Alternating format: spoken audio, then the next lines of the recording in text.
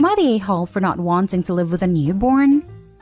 In May, my 23 male brother Louis, 16 male, shocked us all by telling us that his girlfriend, 16 female, was pregnant. Our parents were far from supportive. After many arguments, my mother made him leave and our father refused to take him in.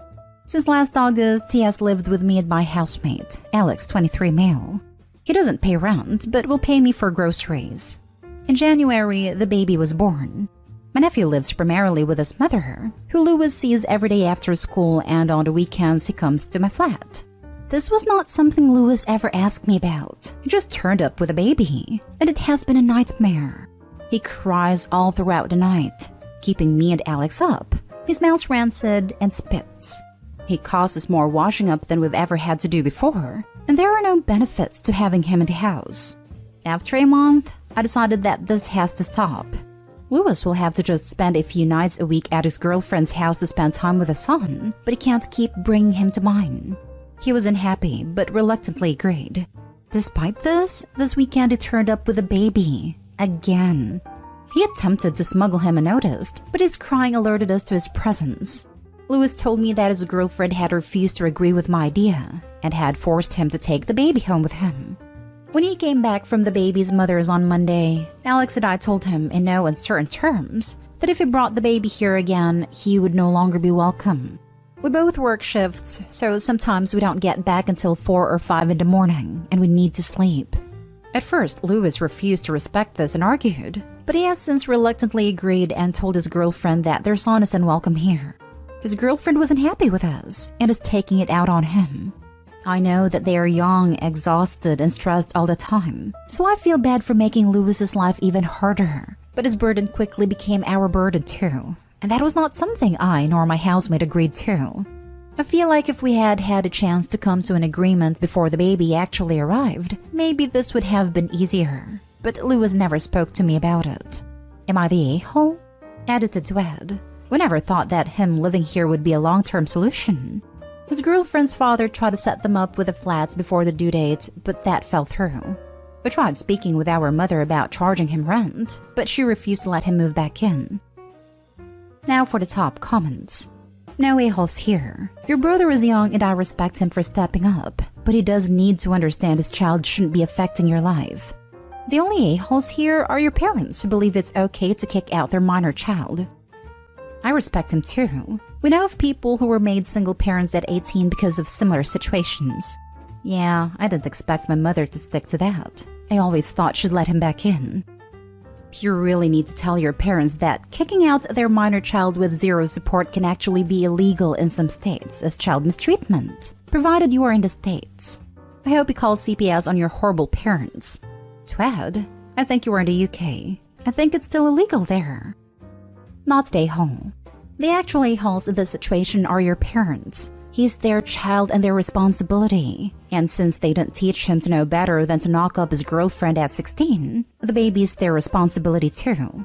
It would be optimal if you and Alex could talk to him now and work out a solution to this, so Louis can still bring your nephew home sometimes, but not required. I will note that someone needs to help those kids with how to do childcare. If the baby smells rancid and if he's crying that much, there may be a medical issue. But if there is, it may or may not be solvable in a way that isn't just he'll grow out of it eventually. Babies should not smell rancid. Babies should smell delightful unless they just pooped, and then they should be cleaned and smell great again. They do know babies have to be washed, right? Yeah, sex education seems to be awful here. My mother knows 2 girls who had kids at 17, and now my brother has a son at 16. It's likely to be that this house is not baby-friendly. At his girlfriend's, they have loads of stuff to care for him. Here, we have nothing, so it's likely not the best environment. I have no idea what they do or don't know, to be honest. I have brought up the smell before, but he gets defensive. Not stay home. Louis and his girlfriend should have considered that termination or adoption would be more practical solutions, not to mention using contraception correctly, or getting the morning after pill if there was an issue. I hope he's being decent enough by having Louis live with him. The baby is not his problem. It is especially not his housemate's problem. Next story is titled, Am I the a-hole for favoring my daughter over my half-sister? Hi. So, quick context. My dad remarried when I, 40s female, was in my 20s, and had a daughter, Kaylee, with his wife, who also had 2 older kids. Around that time, I was setting up my family and had my older daughter, Charlotte, a couple months before Kaylee was born. I was not very involved in his family. We would talk a couple times a year, exchange Christmas cards, but I didn't really get close to Kaylee. A couple years ago, my dad passed away, and when Kaylee was 16, her mom also got sick and passed. My stepmother's other 2 kids were still in college/young adults when this happened, so I was approached to take care of Kaylee, as I was the most settled in life, had a house, job, and 2 kids. Truthfully, it wasn't something I really wanted to do, but she would have otherwise ended up in the system. My husband and I took her in and have always treated her the same as our daughters. She got an allowance, extracurriculars, and tutoring when necessary. The only issue was that we had 3 bedrooms. Charlotte was uncomfortable sharing with a stranger and chose to bunk with her younger sister, so Kaylee got a room to herself. My girls didn't complain and have always been welcoming to Kaylee. It was always planned that when Kaylee turned 18/graduated high school, she would go to her other siblings and perhaps attend college there.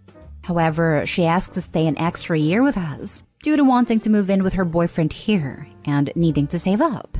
We agreed, but decided to fix up our basement into an apartment for Charlotte so she and her sister would finally have their own space. When Kaylee found out about the apartment, she was upset that it had not been offered to her and her boyfriend.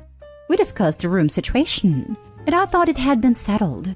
However, she recently moved out suddenly, leaving only a note stating that we clearly didn't think of her as being part of the family. I feel pretty horrible, but I'm wondering if I was an a-hole. Not the a-hole. You took in a teenager you didn't want nor had an obligation to. She got her own room in your house, fed, clothed, schooled, and provided for. When she, on her own, decided she wanted to stay longer, you agreed. Making up a room/place in the basement is logical if your girls are growing and need some space from each other, and you suddenly have a prolonged house guest who had her own room. Your half-sister seems a little entitled, frankly. She's definitely entitled, but I hope Obi grants her some kind thoughts. Though Obi was more than good enough to her. Definitely not the a-hole and certainly did more than most would have. She was a teenager who lost her family quite suddenly and was shoved into another house where she didn't fit in. I can't imagine how that feels. Not the a-hole. You are under no obligation to take in a boyfriend. The apartment is not showing favorites. Kaylee needs to take on full responsibility if she wants to play house with her boyfriend. If she was your eldest daughter, I would say the same. No boyfriends in my house. Go ahead and thumbs down Reddit. My house, my rules. No boyfriends in my house. I would like to know when it became a requirement to house someone's boyfriend. Opie took in her half-sister who she didn't have a relationship with. Your children who would have had their own rooms now have to share. Your family made sacrifices for this girl that you truly didn't have to. Her sense of entitlement is a bit much.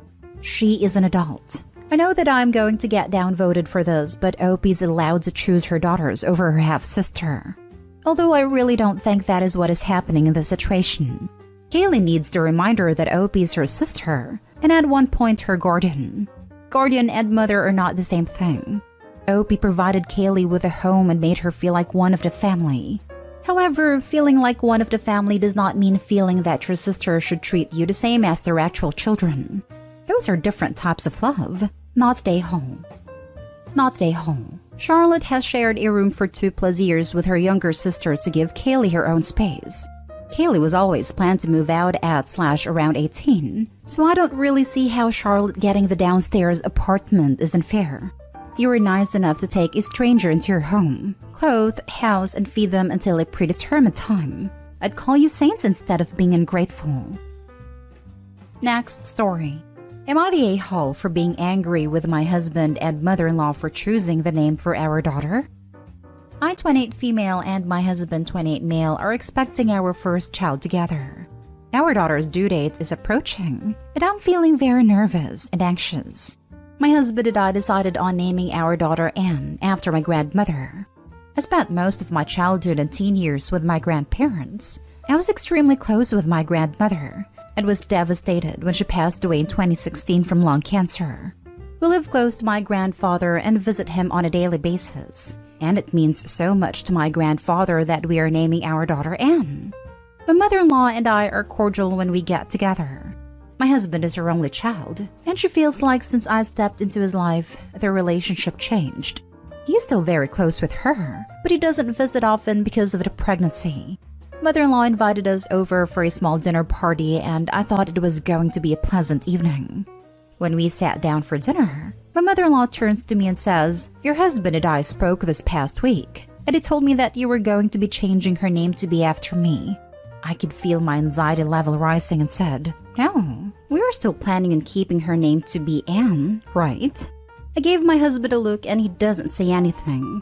My mother-in-law makes a face and says, "Well, it seems like husband is not on board with her name." I finished eating and told husband that we were leaving.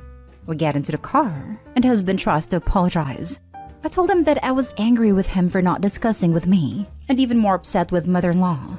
Mother-in-law sent me a few text messages regarding my behavior that evening and hopes I will change my mind. Am I the a-hole for being angry with my husband and mother-in-law for choosing the name for our daughter? Now for the top comments. Not a-hole. I don't get why you're acting like they made a definitive choice. Your mother-in-law can say whatever stupid crap she wants. That doesn't mean you have to listen. I'm really disappointed by how your husband is behaving. This exactly. The baby hasn't arrived and the name isn't on the birth certificate. Therefore, Opie and husband can sit down and discuss things. Just because mother-in-law says whatever doesn't mean that's the way it has to be. Not stay home. It is completely unacceptable for your husband and a third party to decide anything about your child without consulting you.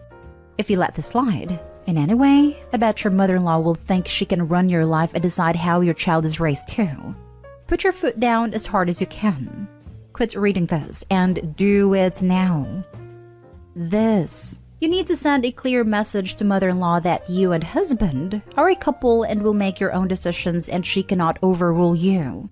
You don't want this to be the start of many announcements of mother-in-law's changes in the future. Not stay home. Tell the nurses in the delivery room not to let your husband sign the birth certificate. Also, this may be the start of her bulldozing your husband. I suggest r/just no mother-in-law. Not stay home. You already agreed. Don't sign the birth certificates without the right name on it, and make your wishes known to the nurses ahead of time. Definitely going to be doing that. I'm worried that husband will try to tell them a different name while I'm in labor. Now for the last story. Am I the a-hole for getting offended at my husband's suggestion that I only take 2 weeks of maternity leave? I, 25 female, am currently 25 weeks pregnant with my husband, 34 male, and I's first child. We have been together for 5 years, married for almost 2. Baby is growing on track. We've already painted the nursery and my mother-in-law is excitedly planning the baby shower. I have a full-time office job while he has been working from home since the first lockdown. We were talking about our parental leaves and we agreed that we wouldn't take it simultaneously. We were good until I said, "Do you want to do 2 weeks first, then I do mine, then you do 6 weeks after?" I just stood silently staring at him for 5 minutes. I told him I think he's being ignorant and selfish. He said, "What? I don't know how long you need to recover." I don't even know why we're still talking about this. He works for an international company where they get 3 months paid paternity leave. Meanwhile, I work for a small business which only offers 6 to 8 weeks of unpaid maternity leave. He has been anticipating his paternity leave since I got pregnant because he sees it as an opportunity to seriously start looking for another job. He has been with the company for 9 years and has been feeling burnt out. Lately, his frustrations have been compounded by his new manager being difficult. I've been very supportive of his goal of finding a job where he can be fulfilled and appreciated, as I can sense that he's not happy at his job anymore.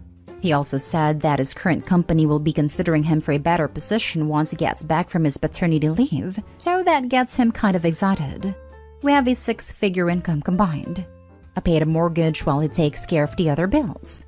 We have money in the bank, stocks, cars paid off. I don't think my maternity leave being unpaid is an issue because my savings could cover the 2 months that I wouldn't get a paycheck.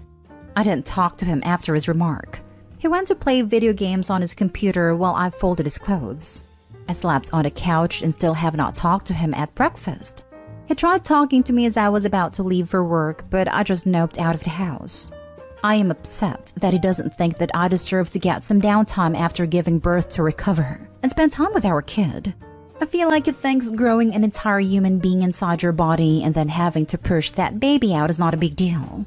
Maybe because I never complain about anything. I do 90% of the chores around the house, even carrying laundry from our bedroom at the top floor down to the basement to get them washed, then back up the stairs to get them folded and put away. I feel like my in-laws are more concerned about my well-being than he is. My father-in-law even bought us a litter robot, so I won't have to clean after our cats. My family lives a few continents away, so I don't have a huge support system here. Not stay home. Your husband is woefully mistaken about what is possible during a paternity leave. First off, where I live, what you are getting doesn't even qualify for maternity leave. It's what's considered medically necessary leave to recover from childbirth. Is your husband even aware that he will be providing full-time care while he's off? Because it seems like he thinks this is a free vacation and not a responsibility. Absolutely. Well said. Is he prepared for the commitment a 2-week-old baby needs? Yes. They sleep all day, but come sunset? Wow. When do we tell him about the witching hour? There is no way a doctor will medically clear her for 6 weeks anyway, no matter how committed to baby care he is. I don't understand why he isn't taking his leave concurrently with hers. It is way easier to tag team overnights the first few weeks. We did this so that each of us got an unbroken 4+ hour stretch of sleep each. Not stay home. So you are the one who is going to push the baby through your V, but you only get 2 weeks to rest? And then is going to take 3 months of paternity leave and take that time to look for another job. Who is going to look after the baby and take care of the house while you work? It looks for a job and potentially goes on interviews. And why on earth are you folding his freaking clothes while he plays video games? You're going to be a single mother really quick. Not stay home. Does your husband think paternity leave is a vacation time for him? Who is going to be watching/taking care of your child during this time? He'll be playing video games and looking for jobs online while she does everything. Am I the a-hole for telling my ex his own son doesn't want him to be his father? I'm 35 female in a co-parenting situation with my son's father, 37 male. We had our son very young during our relationship, but it ended because my ex and I would argue so much. I know that environment isn't good for a child, which is why I made a decision to break up with him. Things got worse after that. This was the start of my ex's problems. If I needed him to do something for our son, he wouldn't, just to spite me. He didn't want to give me child support because he didn't want me buying things with it. He couldn't handle that I was over him. We share 50-50 custody, but I'm considering going for full custody because he doesn't fulfill his role as a father. My son is older now, and for most of his life, his father would leave and come back. After ex's father died, he turned to drugs, choosing to get high rather than being a good father, even when he wasn't using. He went to rehab and tried to be a father but failed again. He just doesn't care. Since he's had more kids with his girlfriend, 22 female, he has no time for our son. As a mother, it's heartbreaking to see. When my son was 7, I started dating the man who is now my husband. He's been patient with my son and ready to help him. Ironically, my husband has been to more of my son's recitals and games than his biological dad. My son, 14, used to beg for his dad's attention, but now he doesn't care. He recently told me he doesn't want his dad to be his dad because he's not enough. I'm so grateful my son has an actual father figure in his life. He now calls my husband dad. When my ex found out I was dating someone, he acted like he cared about his son. He would question why another man was around his child and say he wasn't allowing it. It was a mess because my ex wanted me to be miserable over him, but I wasn't. He even tried to fight my husband, which didn't go well. One day, it was supposed to be my ex's turn to have our son, but he had long since stopped picking him up on his days. That day, my son and my husband were at the grocery store, and I was home with the baby. My ex showed up unannounced at my house to see if my son was home. He should have notified me through the app we use, but he didn't. I told him my son wasn't here and asked him to leave. He tried to argue, saying that he's the boy's father and has the right to talk to him. He was becoming agitated, and I was about to call my husband or the cops. I wanted him gone, so I told him, "Your own son doesn't want you to be his father. Am I the a-hole?" Now for the top comments. Lawyer up and request a new custody hearing. Document everything. You didn't say how old your child is, but I think you can have input too. Don't put your child through this. He's 14. He is old enough to make his own choices. Go back to court and go for full custody. The court will lean towards what the child wants. My son wanted to change his last name during high school to my husband's last name. We didn't, but I really wish we had. At any rate, my son saw a letter from my ex saying that if I waived child support, he'd waive parental rights. I find that so incredibly sad. My son is now almost 30 with 3 kids and 1 on the way. I'm incredibly proud of him as a father and husband. Call the cops anyway and file a report. Write down all the missed visits, include a statement from your son, and petition the courts for custody. Add all the times your son was left alone or witnessed his dad under the influence. Not the a-hole. Oh, thank you. I definitely will. And just to clarify, my son has never seen his father with drugs because I don't play that. Next story. Am I the a-hole for reminding my stepsister that she is not my father's daughter? I am a 28-year-old woman who left my parents' house a long time ago.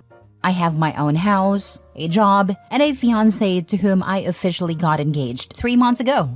My parents divorced when I was 16, but they have maintained civil contact, and I have good relationships with both of them. My father has been with a woman for 5 years who already had a daughter, now 22. My mother has been with a man for 7 years, and he has 2 sons, 16 and 19 now. I get along well with my stepbrothers and have always tried to involve them in activities with me, shopping, playing video or board games, or even going out for a meal. They're good kids, and I enjoy their company, so bonding with them has been natural and rewarding. I tried to do the same with my stepsister, but things never went well. From what I know, she has had several issues since her father abandoned her, and she still goes to therapy for it, so she is not the friendliest person. I tried for a while to understand her and build at least a civil relationship, but it didn't work, so I gave up after the first year. Her mother is a good person who has apologized several times for her daughter's behavior, begging me to not hold a grudge. I've tried to do that despite everything. To give you some context, my stepsister has abandonment syndrome, diagnosed by her therapist, and is very clingy with her mother, my father, and her boyfriend. My father believes her hostility towards me stems from seeing me as an obstacle to his attention. He has tried to mediate, talk to her, and even consult her therapist. We've made some progress. She's no longer openly hostile, and we can have casual conversations without her being aggressive. However, she still acts spiteful in subtle ways to keep my father's focus on her. I have a busy job, so I can't spend much time with my dad. We mostly communicate via calls and texts. Apparently, she once had a meltdown because he replied to one of my texts while with her.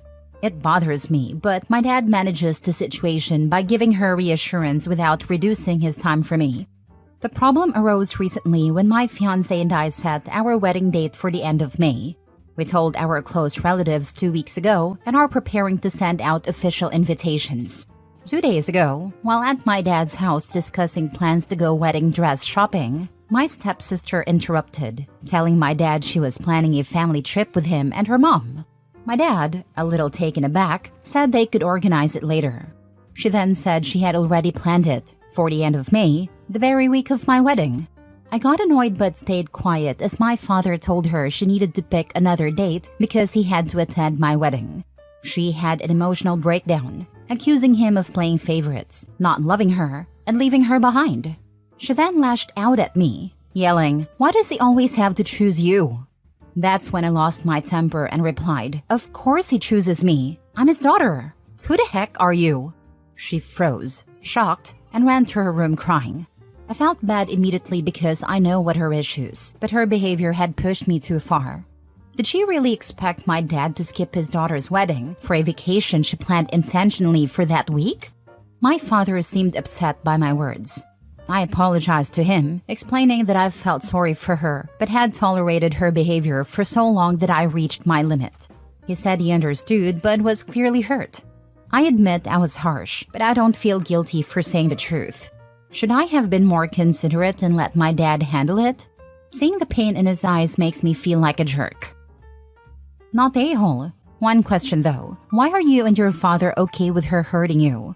I think what you said was you letting out your pain after years of hurt by her, and frankly, maybe even hurt by your father's attitude a bit. From my perspective, I think your father and her mother are babying and favoring her and allowing this behavior to continue. If my stepkids treated my own kids this way, I don't know what I would do since I have no kids, but certainly more than what your father is doing for you. I wouldn't be enabling her for sure. She's not a child anymore. She's an adult. She needs to work on her issues and not take it out on people around her or be a burden to everyone who loves her. If I'm being completely honest, her mental condition has always been a sore point. I would get angry and resentful when she would get between me and my father, but I didn't say anything because I would have felt bad attacking her on her behavior given her condition, and I've always tried to be understanding. And I think it's a sore point for my father too. It's not easy because it always seems like you are the bad villain who takes it out on the person who already has problems to deal with.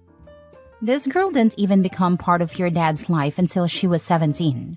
It's insane that she's this possessive of him and would try to stop him from attending your wedding. She's now an adult, and regardless of her abandonment issues, she deserved that reality check. You've been more patient than anyone could reasonably expect. I'd apologize again to your dad for your reaction, but make it clear that appeasing her at your expense would damage your relationship with him beyond repair. Also, let your dad and his wife know that any drama from her at your wedding will result in her being asked to leave. After this behavior, I would uninvite her from the wedding. Stepsister will only cause drama that day out of spite. OP is not the a-hole. Agree. Imagine the tantrum she would get over a father-daughter dance. Next story. Am I wrong for dumping my boyfriend and exposing him to his baby mama? I dated Mark for over a year, and I truly believed we had something special. We talked about moving in together, made long-term plans, and he always seemed so invested in us. But everything came crashing down one evening when I stumbled upon a social media post that changed everything. It was a picture of Mark at a party I hadn't heard about, his arm around a woman named Lisa. Feeling uneasy, I checked her profile. That's when I saw her recent post announcing her pregnancy. Her caption read, "Can't wait to meet our little one in a few months. #blessed. My heart sank as I realized the timeline deadline. Mark had been cheating on me and now he was about to be a father. The next day I confronted him. He didn't even try to deny it, saying he didn't know how to tell me and that it just happened. I was furious and heartbroken. This wasn't just about cheating, it was about the lies and betrayal. So I ended things with him immediately. But I didn't stop there. I felt Lisa had a right to know the full truth about who he was dealing with. I messaged her, shared screenshots of Mark's recent text to me where he said he loved me and couldn't wait for our future together, and included photos of us from just weeks before. Lisa responded with shock and gratitude, telling me she had no idea he was in a relationship. She kicked him out and made it clear their interactions would only involve co-parenting from now on. Now, Mark is scrambling to figure out how to handle his situation with Lisa while I've cut him off completely.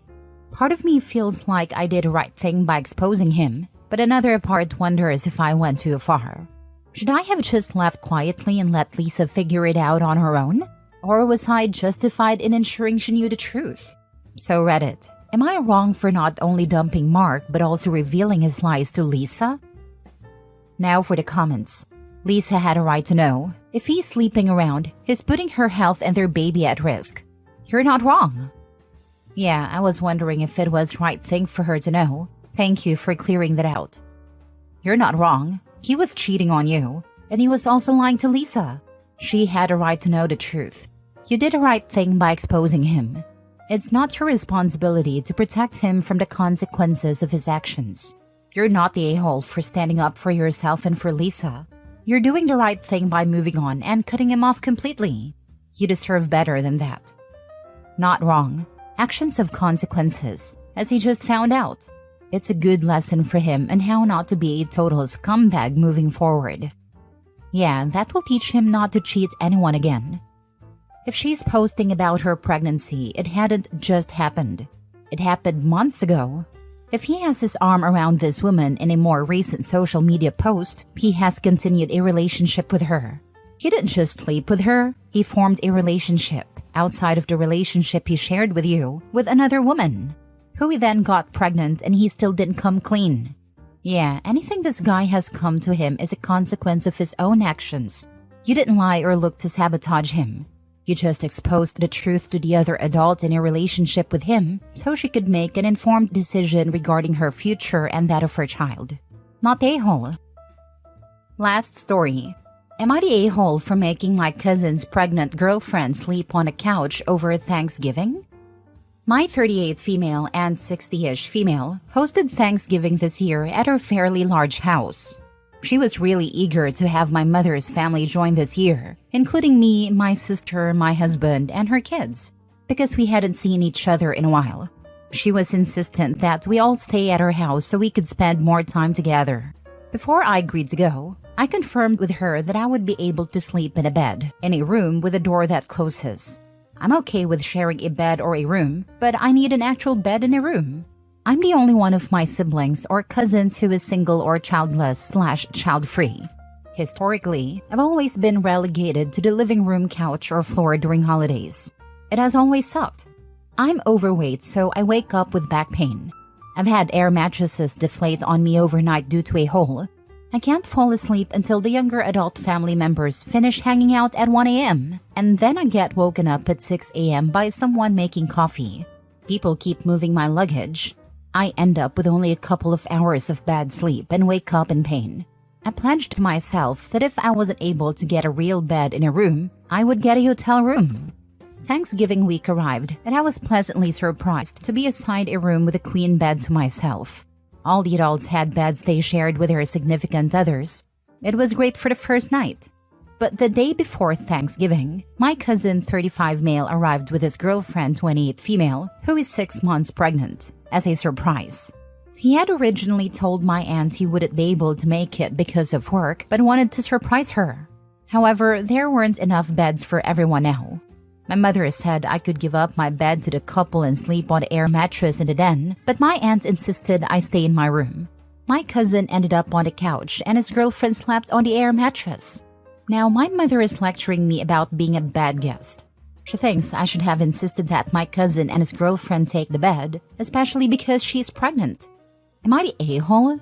Edit. To answer the question of why my mother couldn't give up her bed and sleep on a couch, she was sharing her bed with my father and they are both in their late 60s.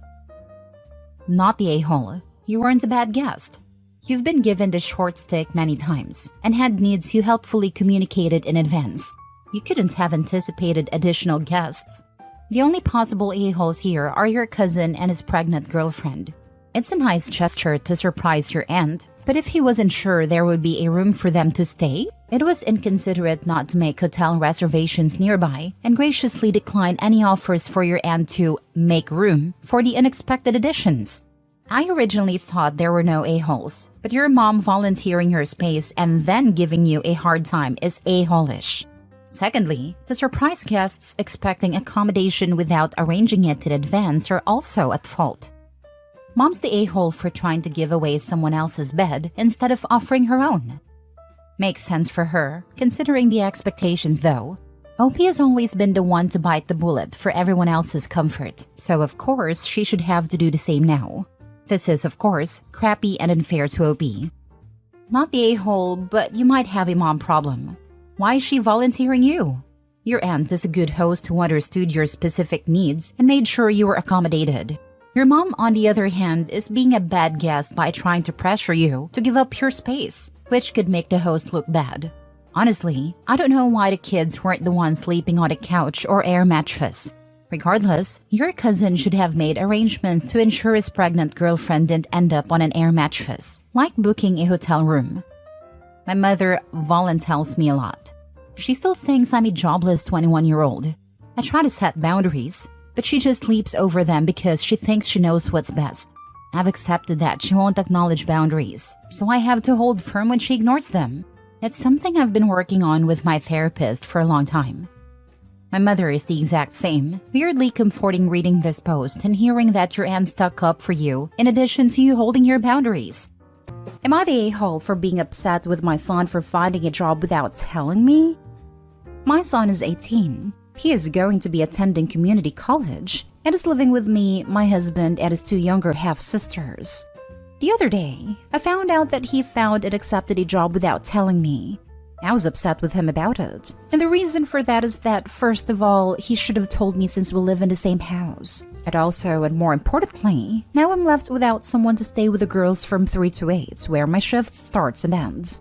My son is usually the one to stay home with the girls, and his new job is during these hours, so one way or another we are impacted. He told me his friend found him this job and it just happened, but I don't think it did because he knew he had to give up staying with his sisters while at work. My husband travels most of the time, he's a pilot, and paid childcare is a no for me. My son said I shouldn't be surprised by him trying to work to save money to be able to pay for himself. But that is just absurd since he literally lives with us without having to pay for anything, except for his own entertainment. He said he needed a job, and he wasn't realistically going to stay and watch his sisters for days on end, especially if he doesn't get paid for it.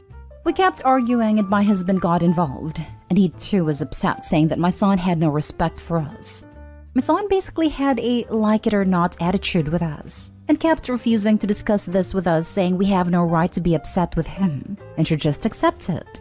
But I think that is being inconsiderate of my husband's and I struggle to provide for the family as a whole. This should mean something to him, but he acted selfishly.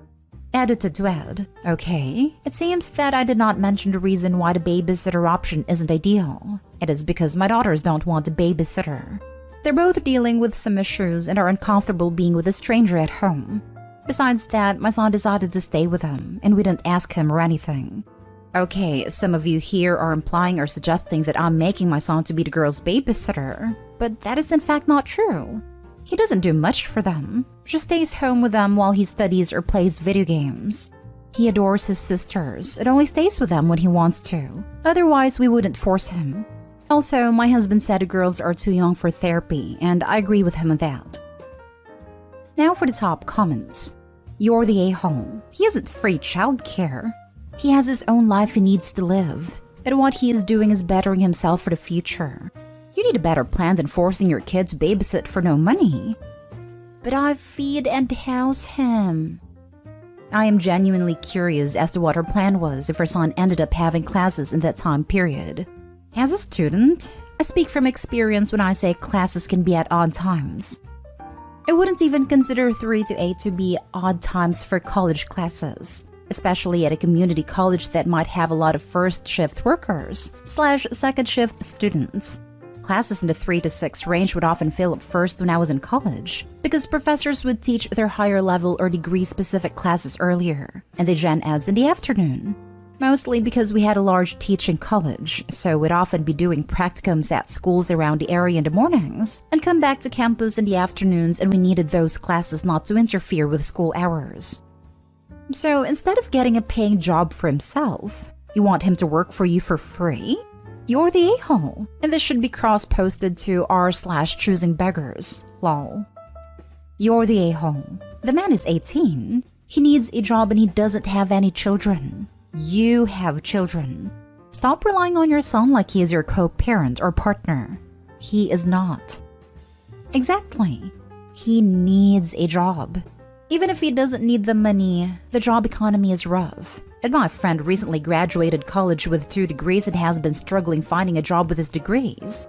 I couldn't imagine how much harder that would be on someone who has never had a job in general. OP, you're the a-hole. I've been working since 16. Job interviewers have often said they like seeing how much experience they have with working, as hiring someone who has 0 job experience can be a risk to them. It helps him gain independence as well because he's 18. Soon he won't be living with his parents. Rentals also like seeing job history. His siblings are not his kids. No reason to watch them unpaid. Next story is titled, Am I the a-hole for disrespecting my husband's wishes and refusing to let my kids call him dad? I, female 35, lost my late husband years ago, and I have 2 kids with him, 5 and 7. The kids struggled a lot from this tremendous loss, but they were lucky to meet my now husband and their stepdad, Adam. Adam and I got married several months ago. He, without a doubt, loves my kids as his own. It even gave them adorable nicknames, and they did the same to him. They have several cute nicknames for him, which is what they usually call him by. But for the past couple of weeks, I started hearing first one of the kids call him daddy, then both of them calling him daddy. To be frank, I felt uncomfortable with it and didn't think it was the right thing to do. I don't want the kids to be confused. It accidentally replaced their biological dad, and Adam said he understood that. In fact, he said no pressure, but the kids decided to call him daddy and he couldn't bring himself to correct them. I asked to try to do that and set limits so this won't go out of hand. Well, yesterday it happened again right before my eyes. One of the kids called Adam daddy, and Adam didn't correct him or say anything. I got upset and couldn't help it. I waited till the kids were in the other room and started arguing with Adam about it. He acted confused and he said he couldn't do it, then tried to convince me to let it go as long as the kids are happy. I told him he doesn't get it because I'm trying to keep their deceased father's presence and title in their life, and it's hard as it is now adding this confusion that comes with calling Adam daddy. He said I was being irrational and that he's done nothing wrong, but I disagreed because we already had this conversation. Besides that, he was more than thrilled with the kids calling him cute nicknames, so why would he suddenly not want that now? I told him I'd handle this myself from now on out. Apparently, I pissed him off because he mumbled that I was being a bit much, then went upstairs. He's claiming that I'm disrespecting his wishes and keeping him at arm's length when it comes to his relationship with the kids, but all I ask for is time. You're the a-hole with as much compassion and sympathy as one can have while still rendering that verdict. Your kids can have more than one dad without replacing or forgetting their biological one. All you're doing by trying to police how they label their feelings about Adam is getting in the way of building a healthy relationship with a father figure who's here, and who they've embraced. Please get to therapy if you continue to struggle with how to navigate this, because I really think this is more about you and your grief than what's best for them. Agreed, but I'm holding off on too much compassion. Opie needs therapy, but she also needs to hold herself accountable for keeping her kids emotionally healthy. The kids want a dad, and they see Adam as dad because he is right there doing all the dad stuff. If Opie blocks them from building this bond, they will get so confused. All the kids at school have moms and dads. Why don't they? They will ask questions, and kids can struggle with how adults process emotions. Let them have their dad. Yes, and also Opie was mad that the Adam didn't correct the kids when calling him dad. But how is he going to do that without upsetting them? They're quite young, so even if he explained in the nicest possible way, they could feel upset about the conversation. You were being irrational. This shows your preference, so you should have been handling it yourself all along. It's possible for the kids to call their stepfather daddy and also know that their bio father died. Forcing your husband to say, "Don't call me daddy," is a poor substitute for you just talking to them about their deceased father. If the children choose to call their stepfather daddy, let them. You're the a-hole. This is spot on. Opie, the kids chose to call him dad. They chose. Imagine how they will feel if he says, "I'm not your dad. Stop calling me that." They will feel awful and unloved. They think of him as their dad and it turns around and stamps on their feelings. Don't make him do that. Don't make him damage the nice relationship he has going on with those kids. Leave it be. Soft, you're the a-hole. He's not making the kids call him dad. They're doing it on their own, which is a good thing because it means they like him and feel loved by him. I understand you not wanting the kids to forget their father, but they're 5 and 7, and chances are they aren't going to have any memories of him. However, they'll have you to tell them about him. And I don't think them calling your husband dad is going to make them forget that they had a dad who loved them and did not choose to leave them. They can have 2 dads and love them both. Next story. Am I the a-hole for not allowing my daughter's friend to sleep over because her mother didn't teach her boundaries? The title is quite confusing, but I can't figure out a better way to word it, so I'm just gonna do my best to explain. My 36 female daughter, 6 female, has a friend, 6 female, whose mother I have frequently had issues with. Mom B, 30s female, and her husband, male 30s, are what's yours is mine people and have taught their daughter that mindset. My daughter has a very fragile teddy that her granny gifted her when she was christened. I've mended this teddy 100 times, but it's still falling apart because my daughter carries it literally everywhere. She's super gentle with it. It has come up with her own rules that you have to follow to hold and play with the teddy. My daughter asked to have a play date / sleepover with her friend a few months ago. After talking to her parents, I agreed. Turns out the girls fought like cats and dogs over her teddy because the friend didn't want to follow the rules and didn't understand that if she can't follow them, she can't play. The friend threw my daughter's teddy and she called to come home early. Next day, I guess they sorted it and were friends once again. My daughter does not play with a teddy at school. She just puts him in her backpack, as far as I know, because she's scared other kids will hurt Teddy, and I'm pretty sure this is the only reason they're still friends. The girls have wanted to have sleepovers multiple times since, but after talking to her friend's mother and being told that if my daughter brings her teddy into Mom B's house, then Mom B's rules go, and my daughter will have to share whether her friend isn't careful or not. I've denied it. She suggested they sleep over at my house, but I've seen how her daughter acts at school / on a playground, picking up toys that aren't hers and just running off, fighting with other kids over their toys, etc. And I just don't think she would play with said teddy properly even under my roof. Am I the a-hole for this? I've talked to other parents in her class who had the same problem and just hid a toy, but I don't think my daughter should have to go without the teddy all night for someone else's behavior. Now for the comments. The girls have wanted to have sleepover multiple times since. If your daughter is also doing the asking here, then it's time for you to have a discussion with her about the teddy. Maybe she is willing to hide him for the night to ensure his safety? Not a day-haul for being concerned about a toy that has a lot of significance to your child, but you better start thinking about alternative solutions in general. Things happen by accident to special lovies, even in your own home or at school. And surely you don't want to have that cause a real breakdown or something. I've talked to her about the teddy before, basically saying that there will be a time to leave him at home, which was when she came up with the rules. All her other friends have agreed to set rules, and I think maybe that's why she keeps asking. My husband told her we talked to friend's mom, so maybe she thinks the problem's fixed. Either way, another convo is in our future anyway. Thank you. What about sending your daughter to the sleepover without Teddy? Talk to her ahead of time about keeping Teddy at home so he's safe. Mild, everyone sucks here. The other mom sucks for obvious reasons, and much more than you do. But you're also doing your kid a disservice by not showing her how to enforce her own boundaries and deal with the natural consequences. Asking her directly would make the most sense here. Does your daughter want to go on a sleepover? If she does she want to leave Teddy at home so that he doesn't get messed up? Ultimately, it was bound to happen that there would be a situation where it wasn't appropriate for her to bring Teddy, and learning how to cope with that is an important skill.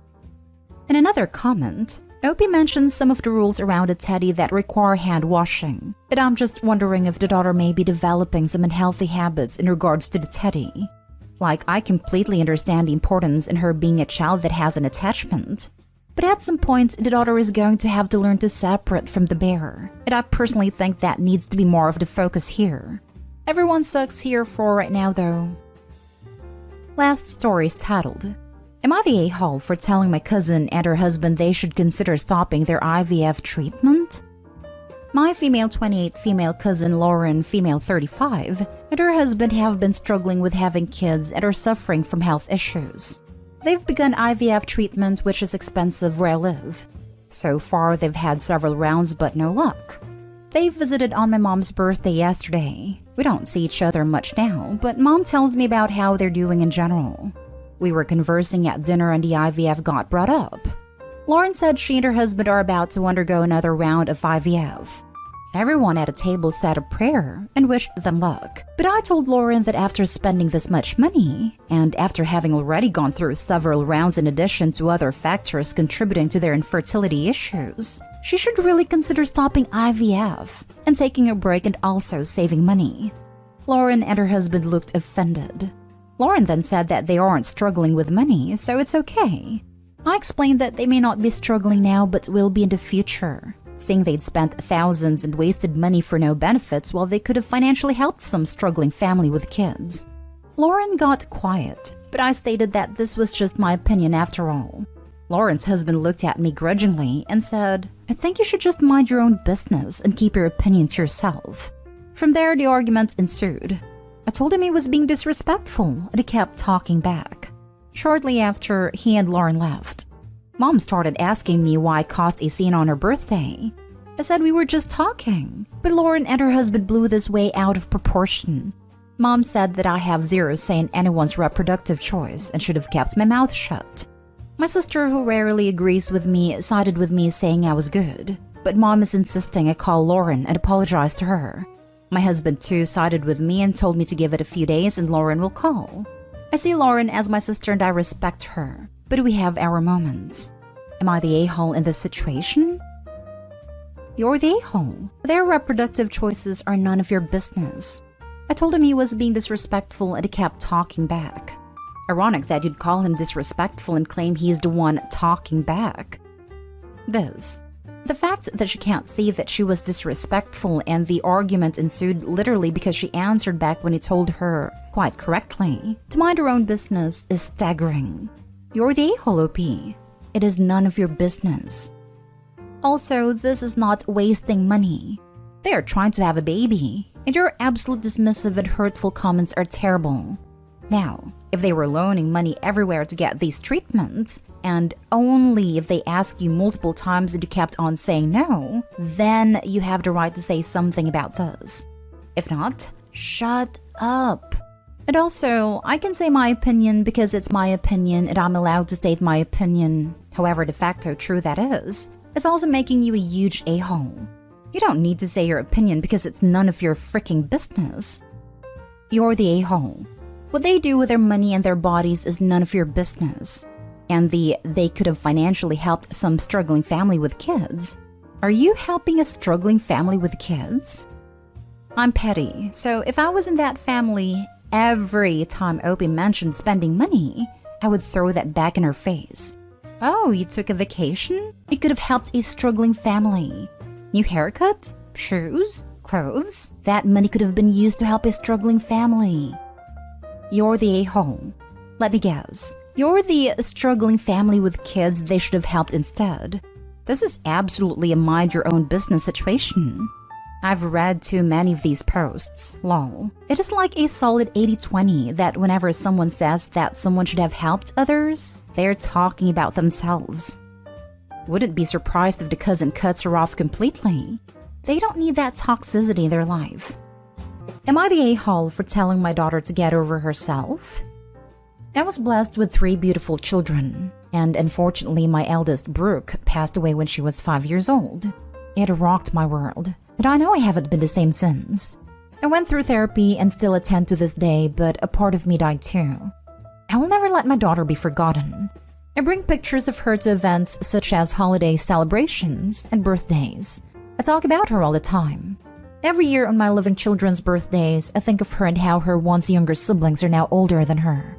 My other daughter Marnie is getting married next month. I asked her if she was having a memorial table and she said no. I asked her about creating a seat for her sister who passed, as she should be a part of the day. Marnie told me no, that for once she wants a day about her. She says she couldn't have one event that wasn't about Brooke. Even her graduation, I had put a picture of her on the seat. She said I needed to stop making my grief front stage. I told her she was being incredibly selfish, and until she goes through a loss like this, she'll never understand.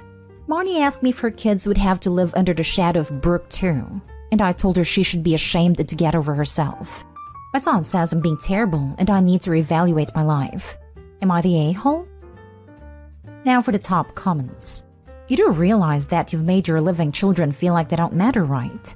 You're the a-hole.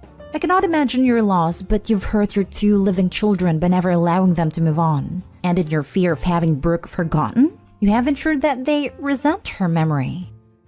I understand wanting to keep a loved one's memory alive, but there's a time, place, and prioritization for it.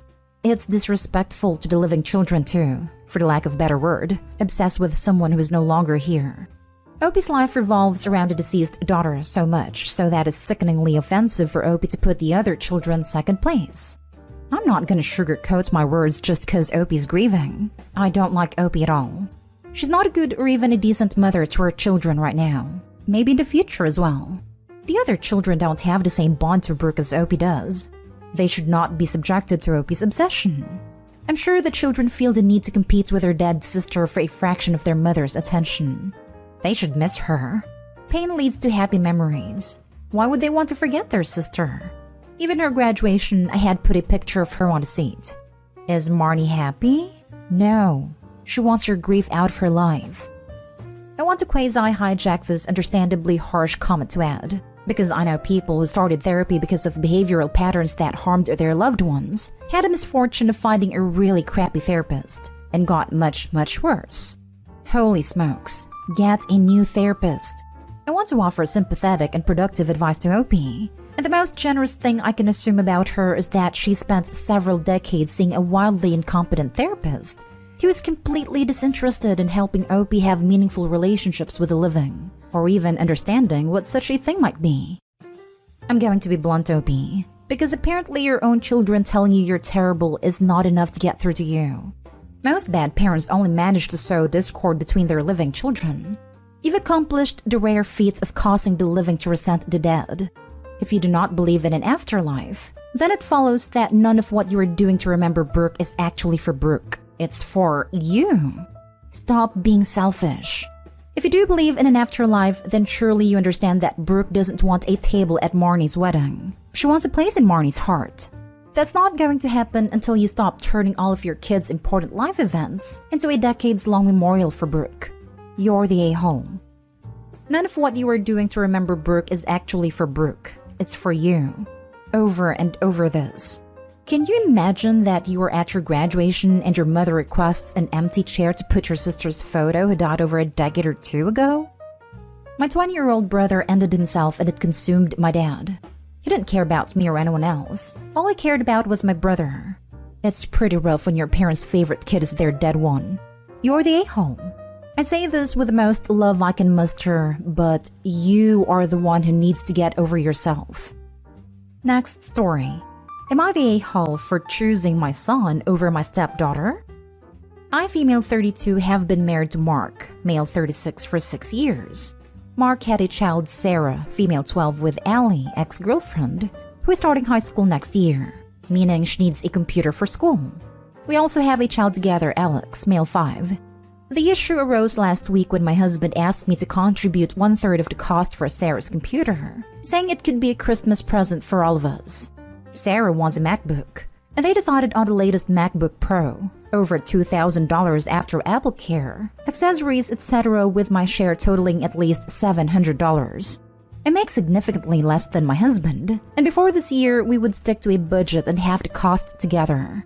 This year, the budget I scheduled was $200 per kid. I typically handle all Christmas shopping, but run everything past Mark. I told Mark that was double what we spent each Christmas, and I wasn't aware until now that I was expected to chip in the costs.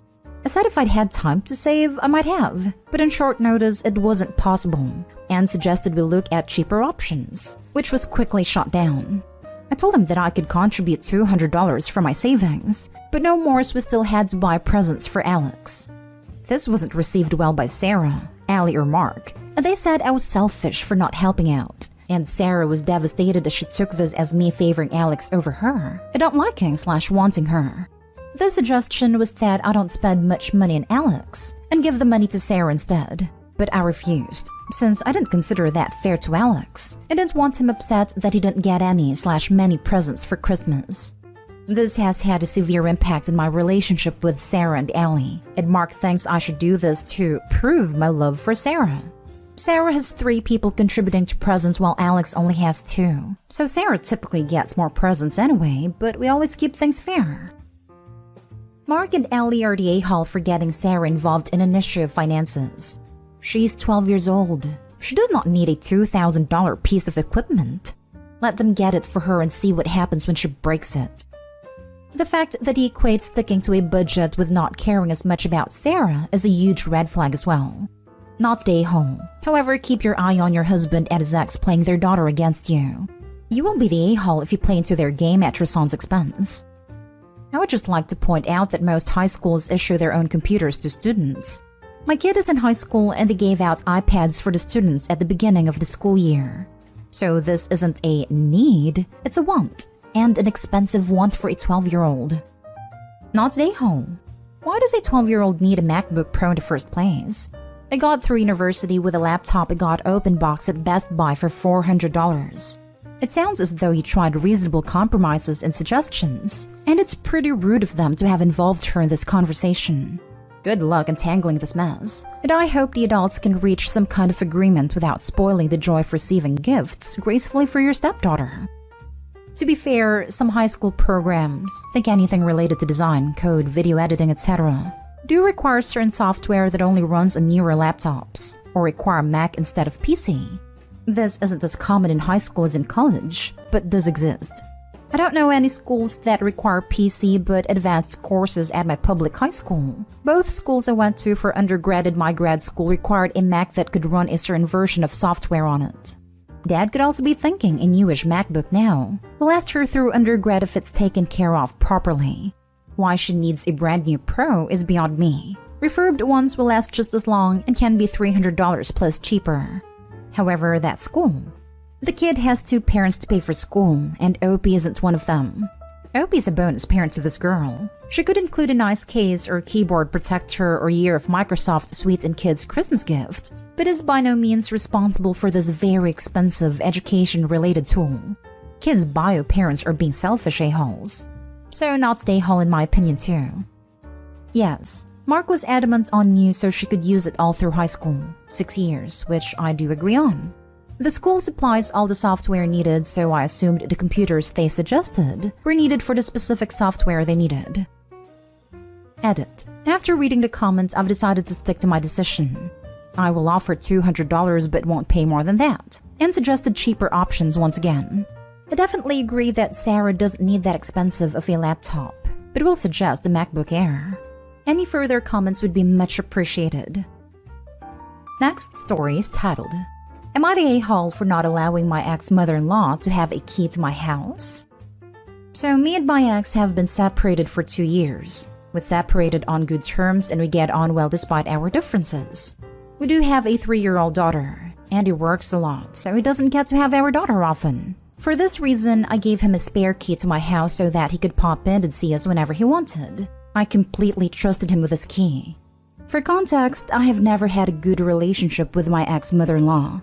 She's always hated me and accused me of ruining her son's life by getting pregnant so young. I was 18. She hates me so much that when I was pregnant with our daughter, she threatened to take me to court to gain full custody of my daughter. When I found this out, I was of course furious and did confront her. They were empty threats, as I honestly think she knew she'd be fighting a lost battle. She despises me, and honestly, I'm not her biggest fan either. I haven't much interacted with her since I left my ex, except from the fortnightly visits where I take my daughter to her house. Well, my ex has been coming over to the house as usual, but has not been using his key. At first I thought nothing of this, but it became more frequent, and so I said if you're not going to use your key, I'll have it back. He then informed me that his mom had asked for the key so that she had access to the house, and to see her granddaughter whenever she wanted. He told me he agreed. I lost my temper completely. After everything I'd gone through in the past, I had absolutely no idea why he thought it would be a good idea to give his deranged mother my key. I told him I wanted it back immediately, and that I no longer wanted him to have a key. He is furious at me, saying his mother is in pieces, as all she wants is to know that she can see her granddaughter whenever she so pleases. I told him that that was in no way realistic, and that if she wished to spend time with my daughter, she could message or call me and I'd bring her over with me there in attendance. This wasn't good enough, and now him and his family are not speaking to me. So am I the a-hole? Now for the top comments. Not the a-hole. Start documenting these things. Exact dates, exactly what they do and say. This sounds like a course leading to a restraining order on the mother-in-law. Be prepared for that date. Stand your ground firmly on this issue. If he wants to invite her over while caring for his daughter, that's his choice. Giving her access to your home is a gross violation of trust, and you are right to revoke that access. Personally, don't ask for the key back. Just change the locks.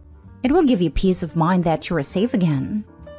I had started documenting back when she threatened custody, but stopped when we separated. I definitely think I should go back to it and continue it. Thank you.